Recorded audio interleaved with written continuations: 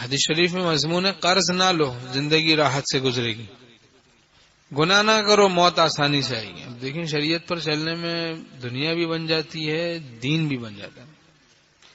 کتنے ایسے لوگ ہیں جو قرض لینے کی عادت بنا لیتے ہیں، بس ذرا سی بات پہ قرض لے لیا، اب وہ 10 20 روپے لیتے ہیں، پھر 1000 روپے لینے لگ جاتے ہیں، پھر 5 ہزار لینے لگ جاتے ہیں، پھر 10 ہزار لینے، پھر لاکھ روپے، پھر سلسلہ پھر لاکھوں میں چلا جاتا ہے، پھر کروڑوں میں چلا جاتا ہے، پھر قرض اتنا تو کوئی دیتا نہیں، عادت تو پڑ گئی، اب سودی قرض لیتے ہیں اور دنیا اور آخرت اپنی تباہ کرتے ہیں۔ کہ سود کی 70 برائیاں ہیں، حدیث شریف میں مضمون ہے ادنا، ایسی جیسے سگی ماں کے ساتھ زنا کرنا، اور سود خور کے لیے اللہ کا اعلان جنگ ہے، اعلان جنگ۔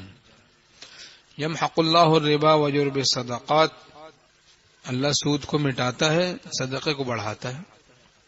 سود پہ لے کے کاروبار شروع کیا، کچھ دن تک تو بڑی جناب مال کی ریل پیل نظر آتی رہی، پھر ایسا کونڈا ہوا کہ سنبھلنا مشکل ہو گیا۔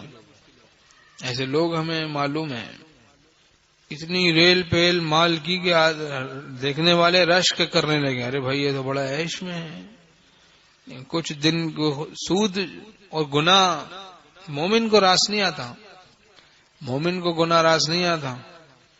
اب جناب بڑی ریل پیل نظر آ رہی ہے، لیکن کچھ دن کے بعد سارا کونڈا ہو کے رہ گیا، پھنستے ہی چلے گئے۔